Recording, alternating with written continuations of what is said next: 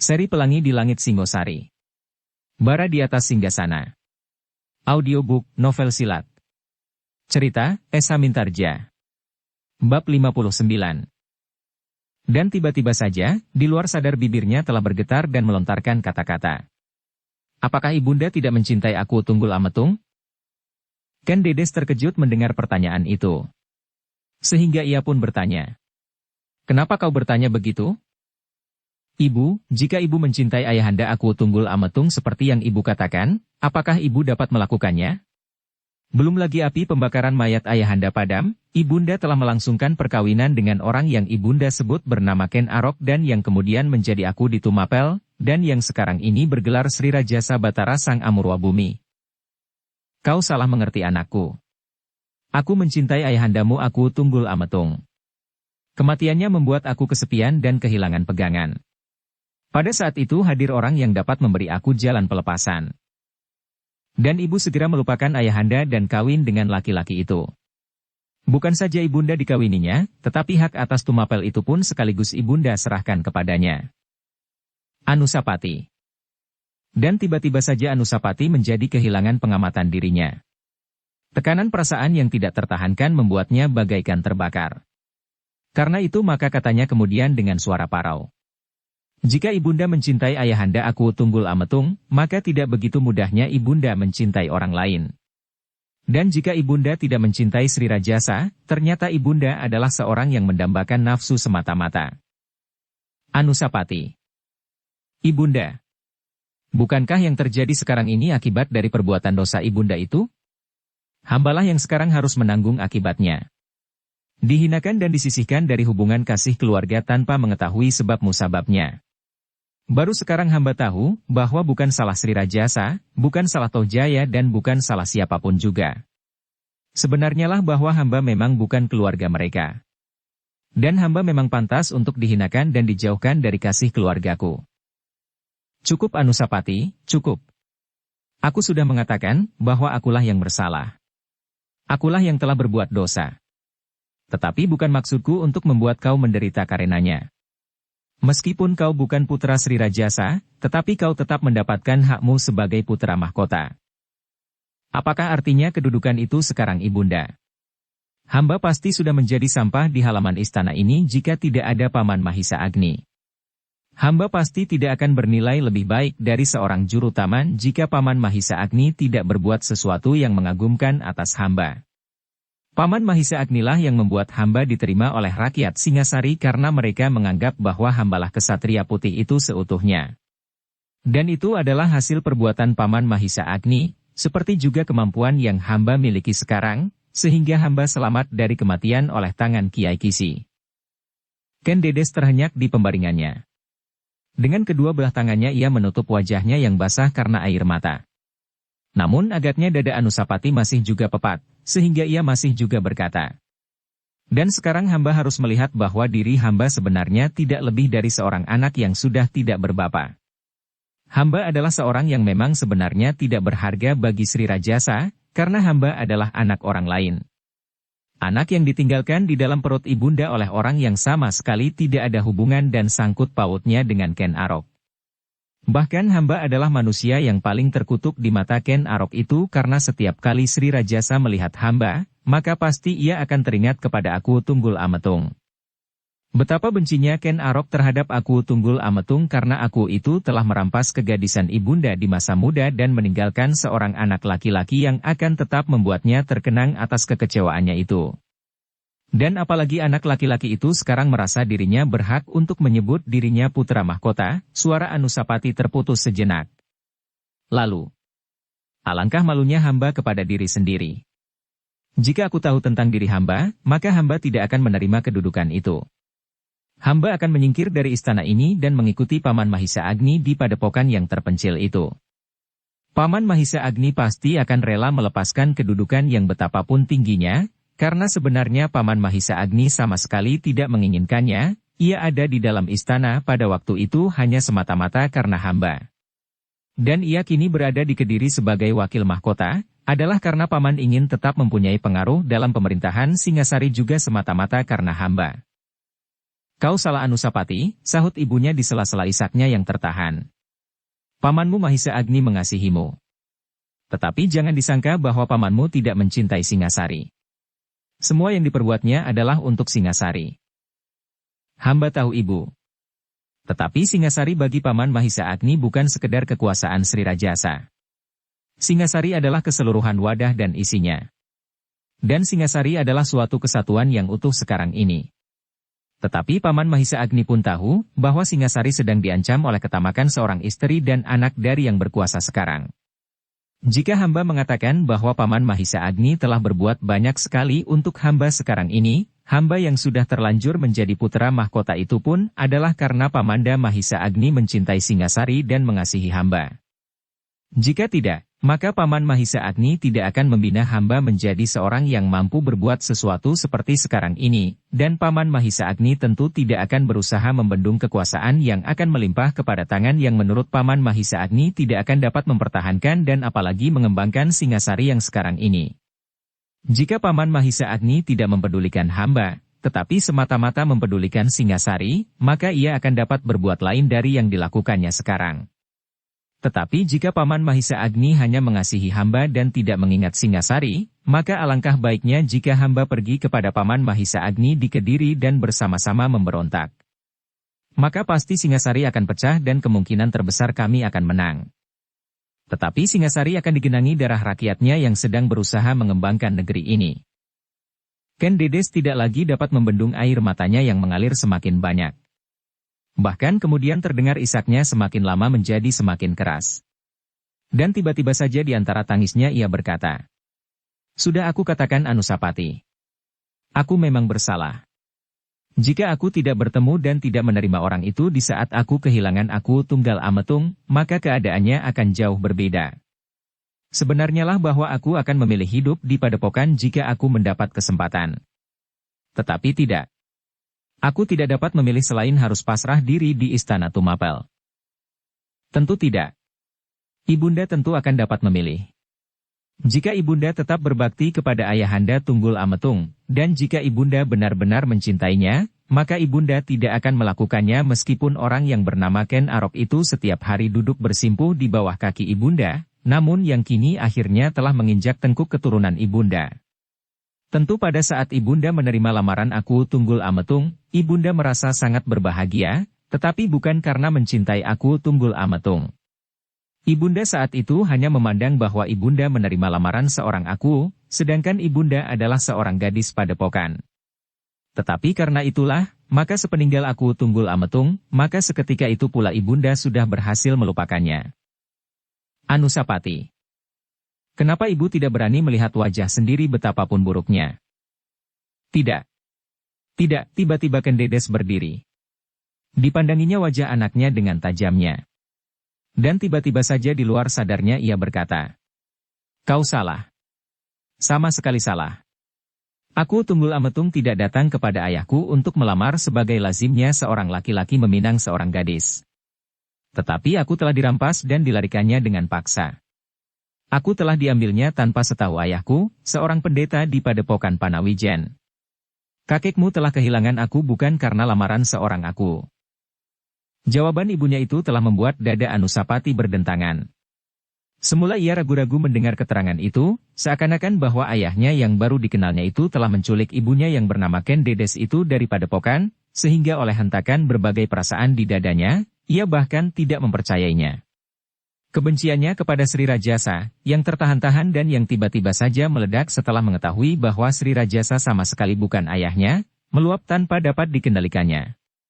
Dan itulah sebabnya maka ia tidak dapat menelan kenyataan yang dihadapkan ibunya kepadanya, bahwa ayahnya yang sebenarnya itu pun telah melakukan kesalahan yang tidak dapat dimaafkan. Karena itu maka katanya, "Ibunda, ternyata bahwa ibunda telah memutarbalikkan kenyataan. Hamba tidak dapat mengerti yang manakah yang benar. Ibunda mula-mula mengatakan bahwa ibunda mencintai ayahanda aku Tunggul Ametung. Kemudian ibunda mengatakan bahwa ayahanda aku Tunggul Ametung telah berbuat kesalahan. Ibunda tidak diambil dari Padepokan dengan upacara kebesaran lamaran seorang aku, tetapi ibunda telah dilarikannya. Yang manakah yang harus hamba percaya? Tetapi bahwa ibunda telah mencintai Sri Rajasa itulah yang benar. Bahkan mungkin kematian ayahanda Tunggul Ametung adalah suatu hal yang menyenangkan sekali bagi ibunda, karena ibunda telah terlepas dari sangkar yang telah dibuat oleh aku Tunggul Ametung. Anusapati, wajah ibunya menjadi merah padam. Kau adalah anakku. Aku melahirkan kau dengan bertaruh nyawa.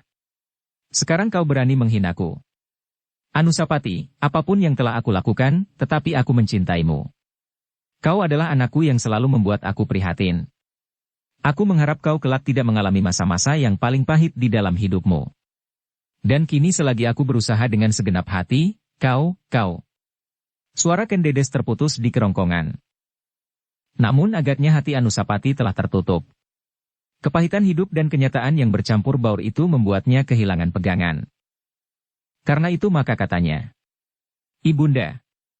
Kenapa ibunda masih juga mengatakan bahwa ibunda mencintai hamba, mencintai ayah? Jika ibunda mempertahankan kedudukanku sekarang sebagai putra mahkota, sebenarnya sama sekali bukan untuk kepentingan hamba, tetapi semata-mata karena ibunda ingin tetap duduk di atas kedudukan ibunda, seorang permaisuri. Alangkah nistanya martabat seorang permaisuri yang harus turun dari kedudukannya karena ada perempuan lain yang mendesaknya. Anusapati. Kendedes membentak hampir menjerit sehingga seorang emban yang mendengarnya di luar menjadi termangu-mangu. Tetapi justru karena ia mengetahui bahwa agaknya permaisuri marah dan bahkan bertengkar dengan putra mahkota, ia sama sekali tidak berani berbuat apa-apa. Bahkan rasa-rasanya tubuhnya menjadi gemetar dan dadanya berdebar-debar. Dalam pada itu, Kendedes yang menjadi marah pula, justru kehilangan kemampuan untuk mengucapkan kata-kata. Ia tidak pernah menyangka bahwa ia harus bertengkar dengan Anusapati. Anak yang selama ini membuatnya sangat berprihatin. Namun yang kemudian menjadi salah paham ketika ia mendengar kenyataan tentang dirinya itu.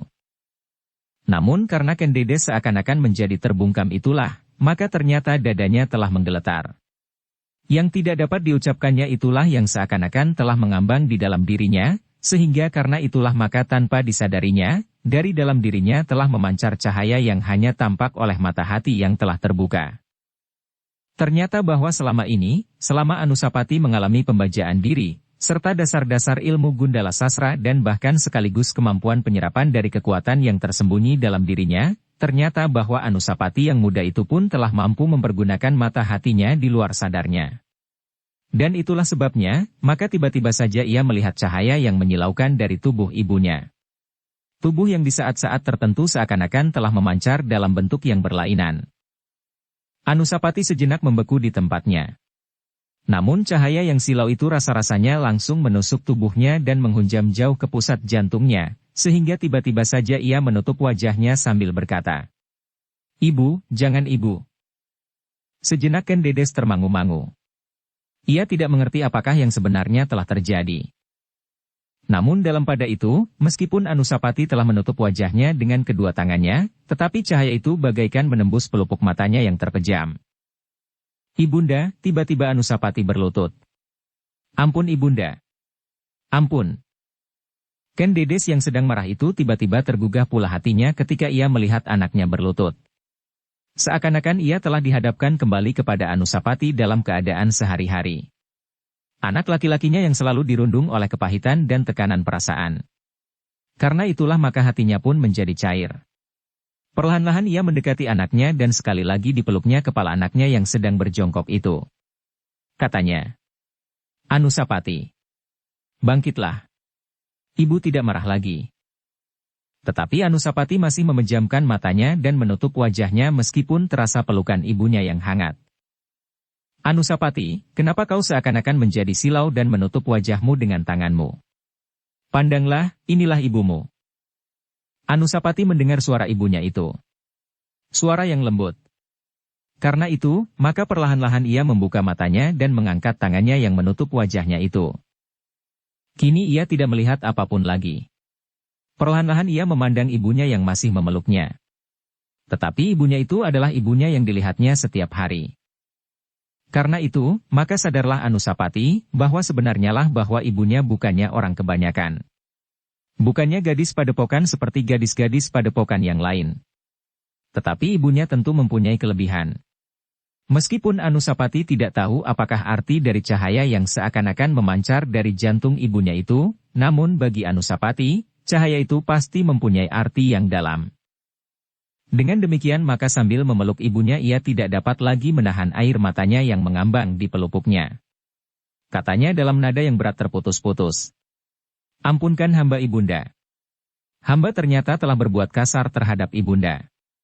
Sama sekali bukan maksud hamba. Mungkin didorong oleh gejolak perasaan yang tidak dapat hamba kuasai lagi. Sudahlah Anusapati, sahutkan Dedes sambil membelai rambut anaknya yang masih berjongkok sambil memeluknya. Jangan hiraukan lagi dan lupakanlah apa yang sudah terjadi. Terimalah kenyataan tentang dirimu dengan sikap dewasa. Alangkah beratnya bagi ibunda untuk menunjukkan kenyataan ini kepadamu. Mungkin karena ibunda tidak mempunyai keberanian, tetapi juga mungkin karena ibunda menunggu sampai ibunda yakin bahwa kau sudah cukup kuat menerima kenyataan ini, maka barulah sekarang ibunda mengatakannya. Ibunda, berkata Anusapati. Lalu apakah yang seharusnya hamba perbuat? Kini hamba telah dapat melihat kenyataan tentang diri hamba. Ken Dedes menarik nafas dalam-dalam. Lalu katanya. Cobalah, cernakan dahulu apa yang kau ketahui. Barulah kau berpikir dengan bening, apakah yang sebaiknya kau lakukan. Anusapati mengangguk. Perlahan-lahan dilepaskannya ibunya. Dan dengan kepala tunduk ia pun kemudian duduk di atas dingklik kayu sambil merenung. Ibu, tiba-tiba ia bertanya. Apakah sebabnya maka Ayahanda Tunggul Ametung yang saat itu menjadi Aku Tumapel meninggal? Apakah Ayahanda Tunggul Ametung memang sudah tua atau karena penyakit yang tidak dapat disembuhkan oleh para dukun yang paling pandai dari seluruh Tumapel? Pertanyaan itu adalah pertanyaan yang mendebarkan. Jika Ken Dedes menjawab yang sebenarnya, maka ia cemaskan bahwa Anusapati akan mengalami kejutan lagi dan kehilangan pengamatan diri. Tetapi jika ia tidak berkata sebenarnya, maka niatnya untuk mengungkapkan kenyataan tentang anaknya itu sama sekali belum tuntas. Dengan demikian maka anaknya tidak akan dapat mengambil sikap yang telah didasari oleh pengertian yang bulat tentang dirinya. Mungkin ia justru menjadi putus asa dan kehilangan segenap gairah untuk hidup dan kehilangan cita-cita buat masa depannya. Tetapi mungkin dendam telah membakar jiwanya namun dengan sasaran yang tidak seharusnya. Jika dendam Anusapati semata-mata ditujukan kepada Tohjaya dan ia bertindak terhadap putra Sri Rajasa itu, maka ia akan mengalami nasib yang tidak menguntungkan. Ia dapat ditangkap dan dihukum seberat-eratnya. Padahal Tohjaya bukannya sasaran dendam yang sebenarnya. Tetapi apakah aku akan membiarkan anakku mendendam? Ken Dedes bertanya kepada diri sendiri. Sebuah persoalan cepat berkecamuk di dalam hati Ken Dedes. Jika masalahnya tidak akan menyangkut masa depan anaknya, maka Ken Dedes sama sekali tidak akan membiarkan anaknya terjerumus ke dalam dendam yang tidak ada ujungnya. Jika sekiranya Ken Arok tidak berusaha menyambut hari depan Anusapati, maka persoalannya pasti akan sudah dilupakan oleh Ken Dedes, meskipun ia sendiri mengalami kepahitan perasaan karena hadirnya Ken Umang. Hal itu adalah karena kesalahan yang telah dilakukannya sendiri. Tetapi bagi Anusapati, persoalan yang dihadapi bukan semata-mata persoalan dendam karena ayahnya telah terbunuh, tetapi yang lebih penting baginya adalah persoalan masa depannya. Karena itu jika Anusapati berbuat sesuatu, alasannya harus condong kepada kepentingan hari depan. Bukan semata-mata karena ia mendendam. Karena ibunya tidak segera menjawab, maka Anusapati pun mendesak. Ibunda, bukan maksud hamba untuk mengubah persoalan yang sudah lama berlaku. Tetapi apakah ibunda dapat mengatakan, apakah sebabnya Ayahanda Tunggal Ametung meninggal dunia, selagi hamba belum lahir? Ken Dedes menarik nafas dalam-dalam.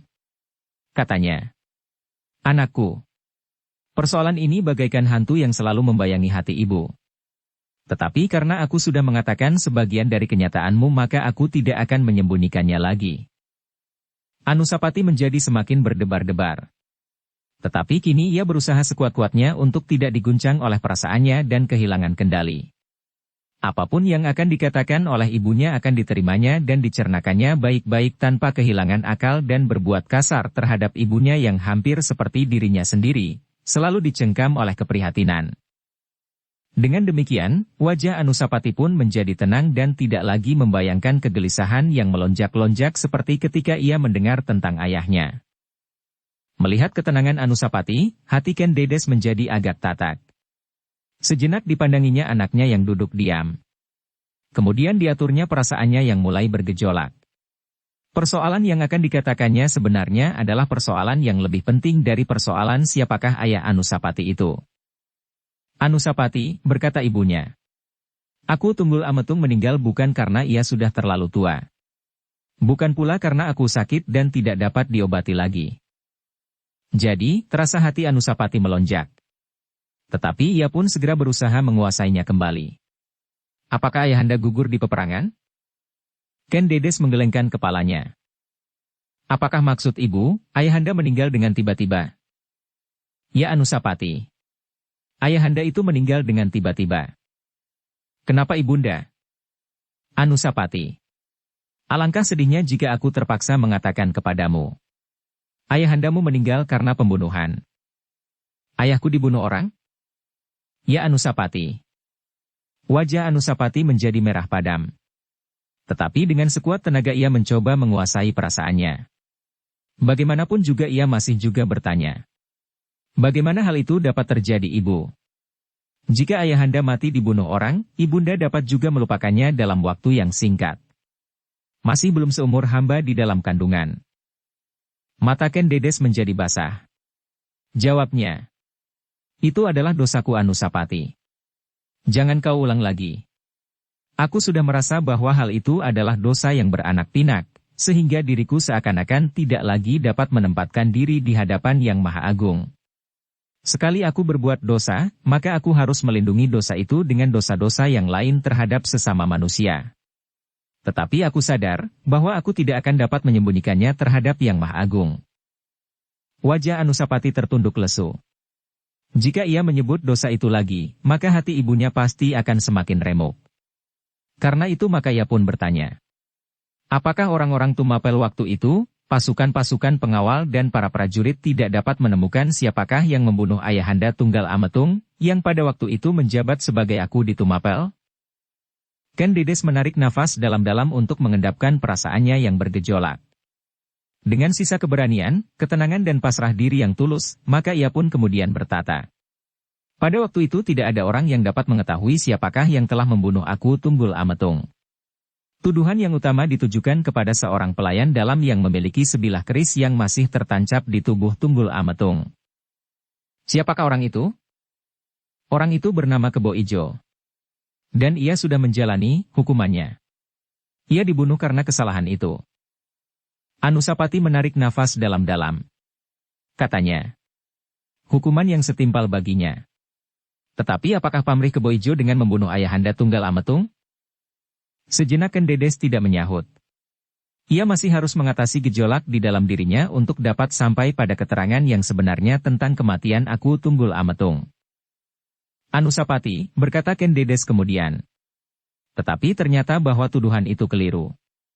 Akhirnya, setelah pembunuhan itu terjadi beberapa lama, dapat diketahui bahwa pembunuhnya sama sekali bukan Kebo Ijo.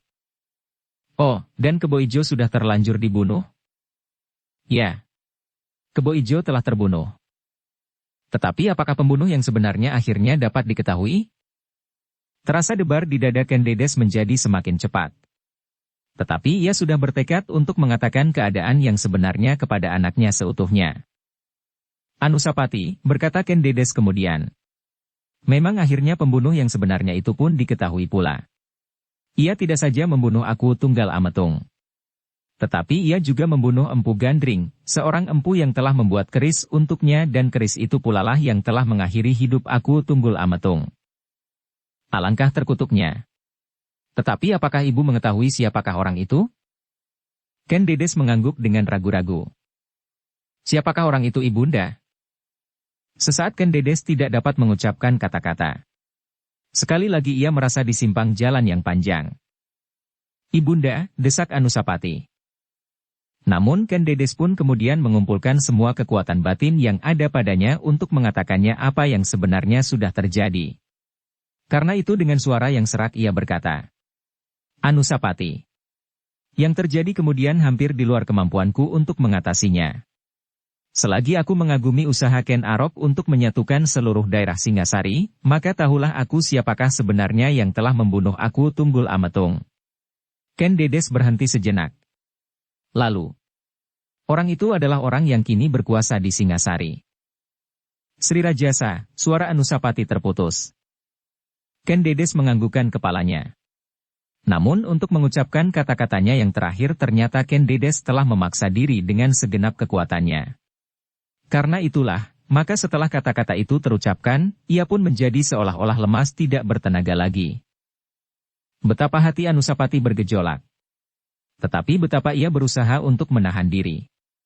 Apalagi ketika ia melihat ibunya seakan-akan hendak menjadi pingsan karenanya. Dengan sigapnya ia menangkap tubuh ibunya dan membawanya ke pembaringan. Perlahan-lahan dibaringkannya tubuh itu. Ketika Anusapati memandang wajahnya, alangkah pucatnya. Tetapi Ken Dedes tidak pingsan. Bahkan ia masih dapat tersenyum betapa pahitnya. Katanya hampir tidak terdengar. Anusapati. Aku sudah memaksa diri untuk mengatakannya. Aku mengharap bahwa kau benar-benar dapat bersikap dewasa. Anusapati yang gemetar itu tidak segera menjawab. Dengan tegangnya ia berdiri di pinggir pembaringan ibunya. Anusapati, desis ibunya. Duduklah. Seperti dipukau oleh pesona yang tidak dimengertinya.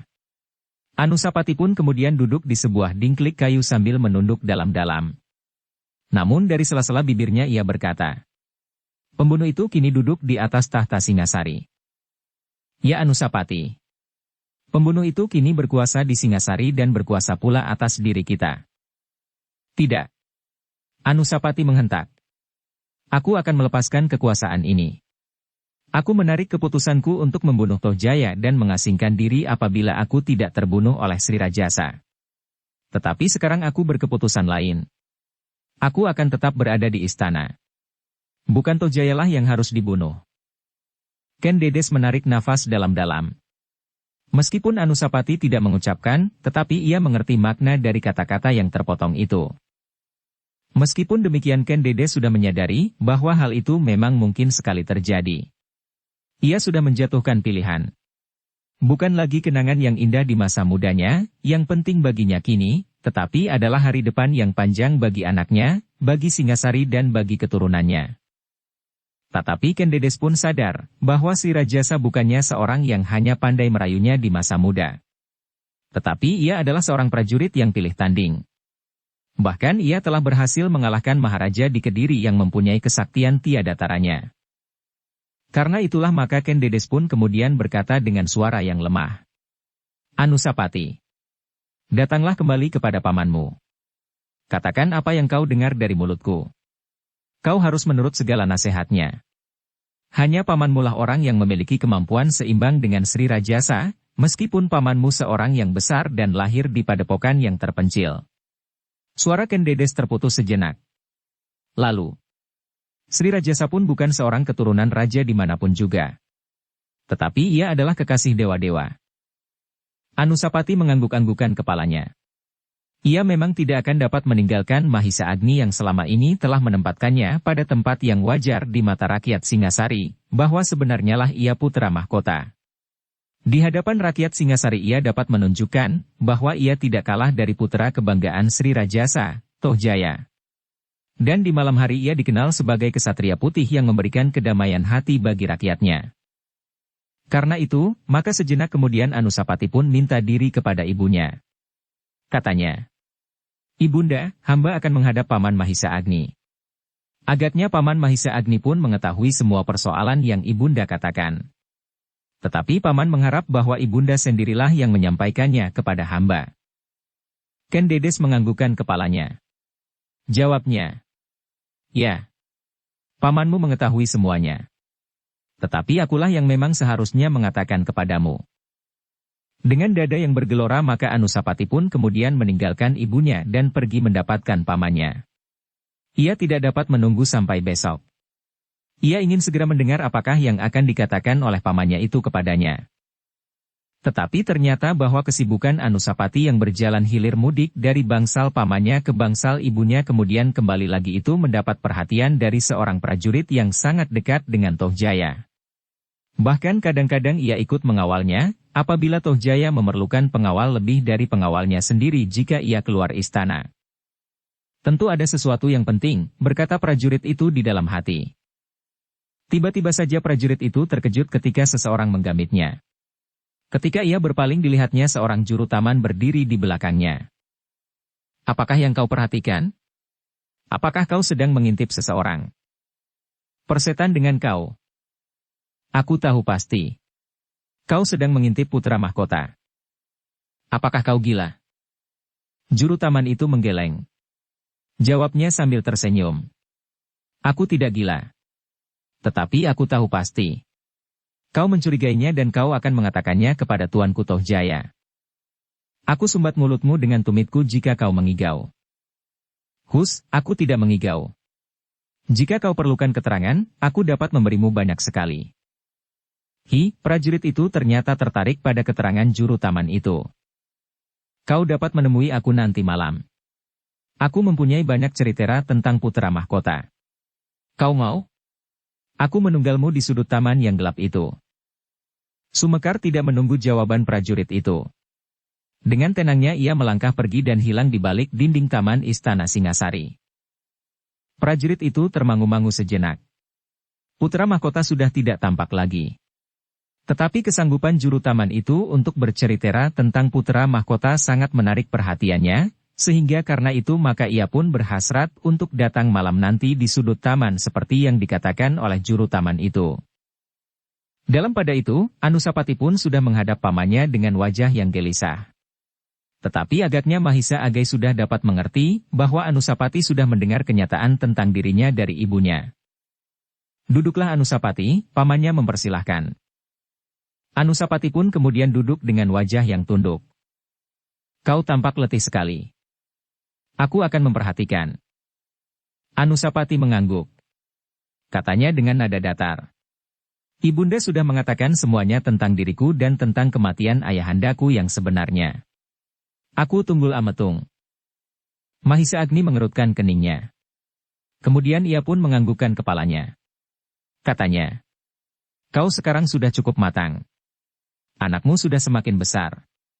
Karena itu, pertimbanganmu sekarang bukan pertimbangan anak muda, tetapi pertimbangan orang tua.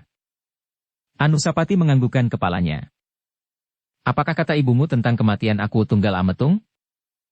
Yang membunuh ayahanda Tunggal Ametung itulah yang sekarang duduk di atas tahta Singasari. Mahisa Agni mengangguk-anggukan kepalanya. Katanya. Ibumu benar. Ialah yang telah membunuh ayahandamu yang sebenarnya. Tetapi apakah kau telah dicengkam oleh dendam karena kematian ayahandamu itu? Anusapati tidak menyahut. Anusapati, berkata Mahisa Agni. Memang lain rasanya orang yang langsung mengalaminya dan orang yang berdiri di luar. Tetapi justru karena aku tidak langsung terlibat di dalamnya, maka aku sempat berpikir apakah yang sebaiknya kau lakukan. Ya Paman. Aku memerlukan sekali petunjuk di saat serupa ini. Aku yakin bahwa Sri Rajasa benar-benar berhasrat menyingkirkan kau. Ya Paman. Aku pun yakin. Karena itu Anusapati, jalan yang harus kau tempuh sama sekali bukan pembalasan dendam itu. Kau harus melupakan apa yang sudah terjadi. Sri Rajasa telah menebus kesalahan yang besar itu dengan perbuatan yang besar. Anusapati mengangkat wajahnya. Dipandanginya Mahisa Agni dengan penuh pertanyaan. Dan bibirnya pun mengucapkannya pula. Apakah maksud Paman? Kau harus memandang ke depan. Kau sekarang adalah putra mahkota. Yang harus kau lakukan adalah menyiapkan dirimu untuk menjadi seorang maharaja di Singasari. Tetapi ayahanda Sri Rajasa akan mengusir aku. Bukankah baru saja Paman mengatakan demikian? Itulah soalnya yang kau hadapi. Jika kau terpaksa mempertahankan diri, adalah karena kau putra mahkota yang akan disingkirkan. Maksudku, kau tidak usah mempersoalkan yang sudah terjadi.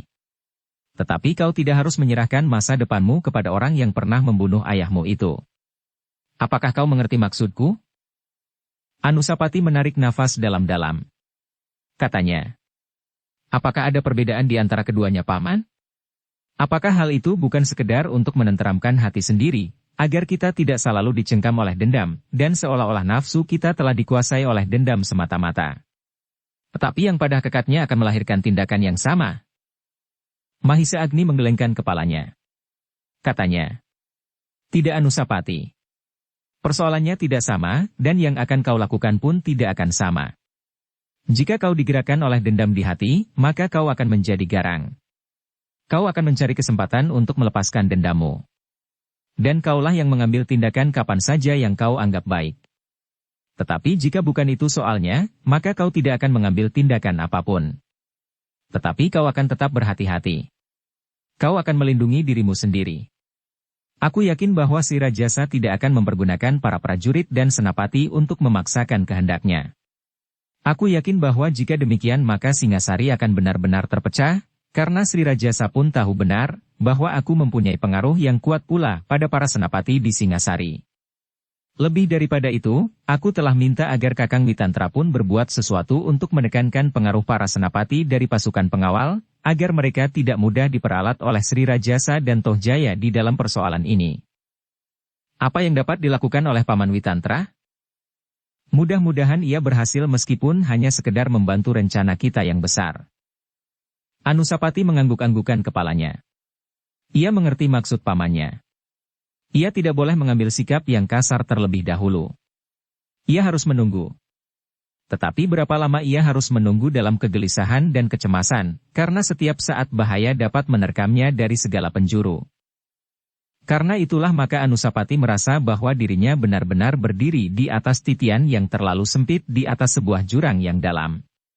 Jika ia salah langkah, maka ia pasti akan terjerumus dan hancur berkeping-keping. Anusapati, berkata Mahisa Agni kemudian yang seakan-akan dapat mengetahui perasaan Pangeran Pati itu. Memang kau seolah-olah berada di dalam pendadaran yang sangat berat. Tetapi aku yakin bahwa kau akan dapat mengatasinya. Semoga Paman, jawab Anusapati. Aku akan berusaha. Hati-hatilah Anusapati, berkata Mahisa Agni kemudian. Aku akan berusaha berada di Singasari untuk waktu yang agak panjang. Tetapi jika perintah Sri Rajasa datang setiap saat agar aku kembali ke Kediri, maka aku pun harus segera melakukannya. Anusapati mengangguk. Aku akan memperhatikan. Aku akan berbicara dengan Sumekar. Ternyata ia merupakan seorang kawan yang sangat setia bagimu. Jangan lupa bahwa kau harus selalu berhubungan dengan juru taman itu. Suasana pasti akan meningkat terus. Apalagi karena kau selalu mondar-mandir antara bangsal ibundamu dan bangsal ini. Jika ada seseorang yang memperhatikan, maka itu berarti pertanda bahwa yang akan terjadi akan cepat terjadi. Sri Rajasa tentu memperhitungkan apa yang kau lakukan sekarang ini. Baiklah Paman, berkata Anusapati kemudian. Kini aku mohon diri. Aku sekarang sudah jelas di mana aku berdiri. Dengan demikian aku akan dapat mempertimbangkan sikap yang paling baik yang dapat aku lakukan. Anusapati, berkata Mahisa Agni kemudian dengan ragu-ragu. Aku masih ingin mengingatkan kau kepada pemberianku itu. Dalam keadaan seperti sekarang ini apa salahnya jika benda itu tidak terpisah daripadamu? Oh, Anusapati mengangguk-angguk. Terima kasih Paman. Aku akan selalu membawanya. Aku tahu bahwa benda itu sangat berguna dalam suatu saat yang paling gawat. Benda itu berpengaruh siang dan malam. Tetapi sekali lagi aku peringatkan, bahwa benda itu sama sekali bukan sebuah senjata. Ya Paman. Jika kau menginginkan senjata Anusapati, berkata Mahisa Agni kemudian. Kau dapat bertanya kepada ibumu. Sebenarnya yang penting bagimu bukan untuk mempergunakan senjata itu, tetapi agar senjata itu tidak dipergunakan oleh orang lain terutama Sri Rajasa sendiri atau Tohjaya.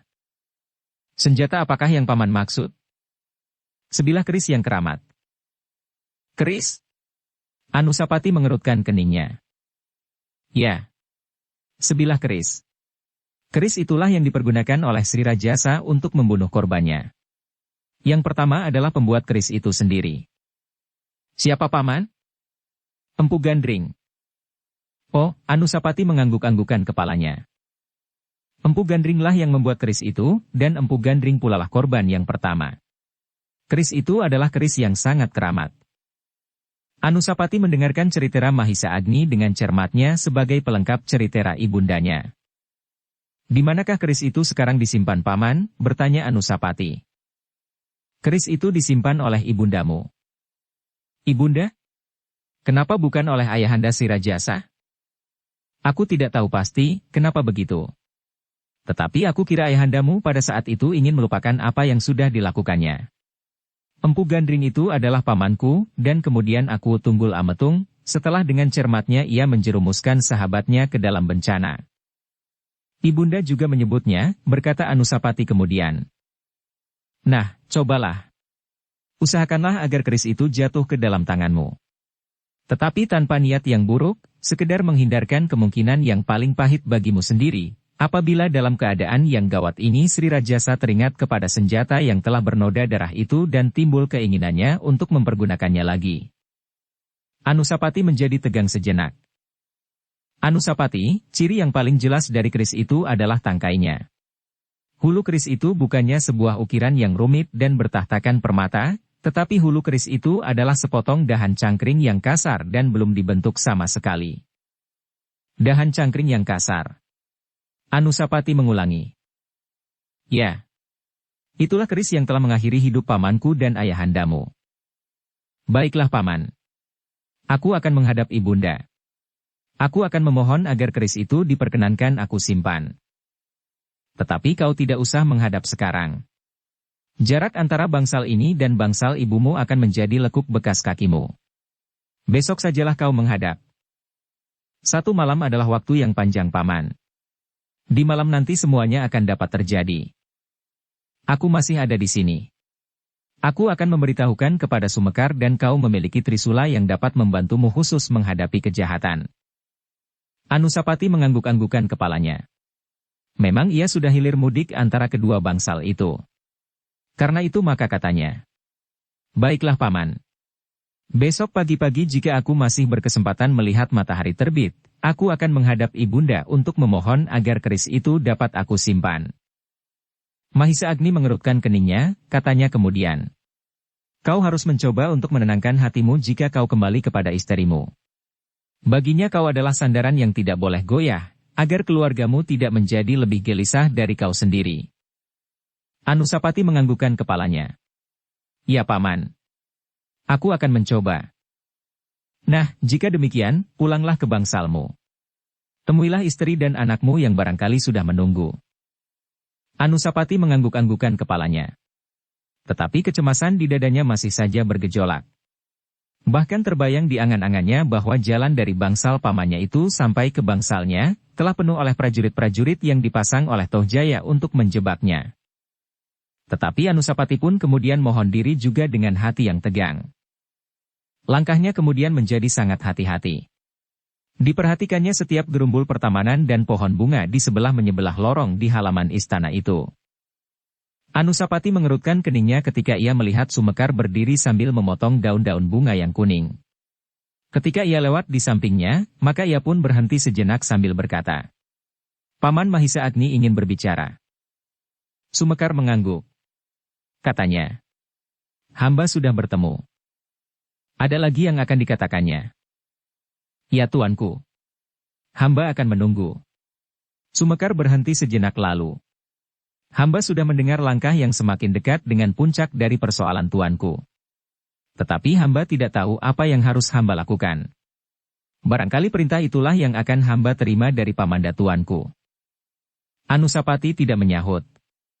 Ia pun kemudian melanjutkan langkahnya sambil berdesis. Berhati-hatilah paman. Sumekar mengangguk dalam-dalam. Tetapi ia berdiam diri sambil memandang langkah putra mahkota yang sedang dibelit oleh perasaan prihatin yang dalam. Aku harus membantunya.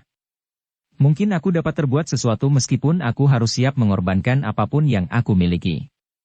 Tetapi Singasari memang harus dipertahankan agar tidak jatuh ke tangan seseorang seperti Tuanku Tohjaya, berkata Sumekar di dalam hati. Ternyata bahwa Sumekar yang sudah lama berada di istana, dan yang sudah lama merasa hidup dalam tugas yang dibebankan kepadanya oleh Mahisa Agni menjadi pemomong Anusapati, merasa bahwa ia wajib untuk berbuat sesuatu sehingga jiwanya pun setiap kali menjadi semakin tegang. Ialah yang mendahului rencana Anusapati sendiri, bahwa Sri Rajasa memang harus disingkirkan agar ia tidak mengambil sikap terlebih dahulu untuk mengusir Anusapati dan menempatkan Tohjaya dalam kedudukan yang tertinggi kelak. Ketegangan itu agaknya menjadi semakin memuncak di dalam jiwanya. Namun ia masih selalu berusaha untuk menahan diri, agar tindakannya justru tidak merugikan usaha Mahisa Agni untuk membentengi kedudukan Pangeran Pati. Dalam pada itu, Mahisa Agni pun sebenarnya menjadi gelisah pula. Memang malam itu sesuatu dapat terjadi atas Anusapati. Karena itu maka ia pun berusaha untuk menemui Sumekar dan berbicara dengan juru taman itu. Bayangilah bangsal itu. Barangkali kau mempunyai kesempatan yang lebih baik dari aku, berkata Mahisa Agni. Sumekar menganggukkan kepalanya. Semuanya sudah menjadi jelas bagi putra mahkota, berkata Mahisa Agni lebih lanjut. Ia sudah mengenal dirinya dan Sri Rajasa. Sumekar mengerutkan keningnya. Lalu ia pun bertanya. Apakah hal itu membuat Pangeran Pati menentukan sikap? Aku mencegahnya. Ia tidak boleh berbuat sesuatu. Yang penting baginya adalah mempertahankan diri dari tahta Singasari agar Singasari tidak terbenam karena ketamakan seorang perempuan yang bernama Ken Umang. Sumekar mengangguk-anggukkan kepalanya. Desisnya kemudian. Satu-satunya jalan sekarang adalah menyingkirkan Sri Rajasa itu sendiri untuk menyelamatkan hasil usahanya yang besar dengan mempersatukan Singasari. Tentu memerlukan pertimbangan yang matang, sahut Mahisa Agni. Aku kira tidak ada jalan lain. Jika kita sekedar menyingkirkan Tohjaya maka Sri Rajasa masih mungkin untuk berbuat sesuatu yang lain, karena Ken Umang mempunyai anak laki-laki yang lain. Tindakan yang pahit dari Sri Rajasa dapat dialami pula oleh Tuanku Anusapati. Baiklah kita pertimbangkan. Tetapi kita tidak boleh tergesa-gesa. Sementara ini Anusapati sudah memiliki senjata untuk mempertahankan dirinya, jika Sri Rajasa sendiri akan bertindak atasnya. Sedangkan jika ia memerintahkan orang lain, maka Anusapati cukup masak untuk melawannya. Tetapi Sri Rajasa dapat berbuat sesuatu yang tidak kita duga lebih dahulu. Mahisa Agni mengangguk-anggukkan kepalanya. Ia memang tidak ingkar bahwa Sri Rajasa dapat berbuat apa saja, seperti ketika ia sedang berusaha memanjat ke atas tahta Tumapel saat itu. Dan kini, ia pun sedang berusaha menempatkan anaknya yang lahir dari perempuan yang tamak itu untuk menggantikannya. Tentu usaha Sri Rajasa tidak akan kalah kerasnya dengan usahanya untuk kepentingannya sendiri saat itu. Namun demikian Mahisa Agni masih mengekang persoalan itu agar tidak berkembang dengan tergesa-gesa sehingga mungkin justru akan salah jalan. Sumekar, berkata Mahisa Agni kemudian. Jika terjadi sesuatu, dan kau merasa sulit untuk memecahkannya, berilah tanda agar aku dapat membantumu. Apakah tanda itu? Apakah yang dapat kau berikan sebagai isyarat? Suara burung, suara ayam atau suara apa? Sumekar merenung sejenak, namun ia pun tertawa. Yang paling mudah bagiku adalah suara seekor katak. Tanpa ada hutan? Mahisa Agni pun bersenyum. Apa boleh buat? Mahisa Agni pun menyahut. Baiklah. Jika aku mendengar suara katak yang berkepanjangan maka aku akan keluar dari bangsal dan pergi ke arah suara itu. Demikianlah maka Mahisa Agni pun menjadi agak tenang. Sumekar adalah orang yang selama ini dapat dipercaya. Sebelum mereka berpisah maka Sumekar pun menceritakan tentang seorang prajurit yang selalu mengawasi Anusapati ketika ia berjalan hilir mudik. Orang itu berbahaya, berkata Sumekar. Biarlah. Ia tidak akan dapat berbuat apa-apa. Prajurit itu adalah pengawal Tohjaya. Mahisa Agni mengerutkan keningnya. Aku sudah memanggilnya nanti malam. Aku mengatakan kepadanya bahwa aku mempunyai cerita yang menarik tentang putra mahkota. Apa yang akan kau ceritakan? Aku tidak ingin menceritakan apa-apa. Aku ingin membungkamnya untuk selama-lamanya. Ah, desah Mahisa Agni. Jangan mulai dengan korban pertama justru orang yang tidak berkepentingan. Kita menghindari korban sejauh-jauhnya. Tetapi orang itu berbahaya. Berbahaya bagi Pangeran Pati dan berbahaya bagimu Kakang. Aku mengerti, tetapi kenapa orang itu harus dibunuh? Lalu apakah yang harus aku lakukan terhadapnya untuk mengamankan Pangeran Pati? Belokkan perhatiannya. Duduknya selagi ia sakit. Aku sudah terlanjur mengatakan kepadanya, bahwa aku akan mengatakan sesuatu yang penting padanya. Apa saja dapat kau katakan? Justru yang tidak ada sangkut pautnya dengan persoalan ini. Sumekar menarik nafas dalam-dalam. Katanya kemudian, Baiklah Kakang Mahisa Agni. Aku akan mengekang diri, tetapi agaknya aku menjadi lebih bernafsu untuk segera bertindak daripada putra mahkota sendiri. Mahisa Agni menepuk pundak Sumekar. Lalu katanya, jagalah dirimu, terutama perasaanmu. Sumekar menarik nafas dalam-dalam. Tetapi kepalanya terangguk kecil. Demikianlah maka Mahisa Agni menjadi agak tenang. Ia percaya bahwa Sumekar pasti akan mengawasi Anusapati. Tetapi ia pun cemas bahwa Sumekar yang telah lama bergaul dengan Anusapati, bahkan lebih rapat dari dirinya sendiri itu menjadi terlampau setia, dan bahkan karena perasaan iba yang mendalam, Sumekar dapat bertindak lebih keras dari Anusapati mendiri apabila batas kesabaran dan kekangan perasaannya telah lewat. Dalam pada itu, malam yang hitam perlahan-lahan menyelubungi istana Singasari. Seakan-akan seperti perasaan beberapa pemimpin Singasari sendiri yang menjadi kelampula karenanya. Di belakang bangsal, Sri Rajasa duduk termenung seorang diri, seakan-akan merenungi masa-masa yang telah lama lampau, masa kini dan masa mendatang. Dalam kebimbangan ia mencoba untuk mencari jalan keluar agar ia tidak merusakkan usahanya sendiri selama ia memegang pemerintahan. Seperti Mahisa Agni yang menyadari kekuatannya dan para senapati yang akan berpihak padanya, keperselisihan yang terjadi itu menjadi perselisihan yang keras dalam benturan senjata, maka Sri Rajasa pun menyadarinya pula. Setiap keadaan yang berkembang di Singasari, ia harus memperhitungkan kemungkinan yang dapat dilakukan oleh Mahisa Agni. Sedang menurut perhitungannya, Mahisa Agni pasti akan melindungi Anusapati. Bukan saja karena Anusapati itu adalah kemanakannya, tetapi Mahisa Agni tentu sudah dapat menduga siapakah yang telah membunuh pamannya, Empu Gandring. Dalam pada itu, tiba-tiba Sri Rajasa itu seakan-akan dihadapkan pada masa lampaunya di Padang Karautan. Di saat-saat ia pertama kali bertemu dengan Mahisa Agni. Sebagai orang yang ditakuti di Padang Karautan, maka ia merasa heran bahwa ada anak muda yang mampu dan berani melawannya. Hanya karena keajaiban yang ada pada dirinya, maka ia tidak dapat dikalahkan oleh Mahisa Agni itu. Tetapi ketika kemudian Mahisa Agni memegang sebuah trisula, maka ia pun menjadi cemas karena silau yang tajam. Trisula yang kecil itu seakan-akan memancarkan sinar yang tidak terkira memancar menyilaukan matanya, sehingga ia tidak lagi dapat melihat lawannya. Dengan demikian Mahisa Agni pada waktu itu dapat menyerangnya tanpa perlawanan sama sekali. Betapapun kuat daya tahan tubuhnya, namun karena Mahisa Agni pun memiliki kekuatan yang melampaui kekuatan manusia kebanyakan, maka akhirnya ia pun menjadi semakin lama semakin lemah. Dan sekarang Mahisa Agni tumbuh menjadi raksasa yang tiada terkira kemampuannya. Ia sudah berhasil membunuh senapati besar dari Kediri. Gabungan antara kemampuan yang tiada taranya dengan trisula kecil itu, bagi Sri Rajasa adalah kekuatan yang mencemaskan jantungnya.